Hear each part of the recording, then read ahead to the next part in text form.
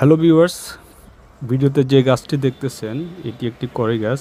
ফেনী শহরে অবস্থিত বিশাল দেহ বিশিষ্ট প্রায় 400 বছরের পুরানো এই গাছটি। স্থানীয়রা এই গাছটিকে বটকড়ই গাছ নামে চিনেন। ফেনী শহরের দাঁতপুর এরিয়াতে এই গাছটি অবস্থিত। ফেনী শহরের প্রবেশ মুখেই যে কারোরই চোখে এই গাছটি পড়ে।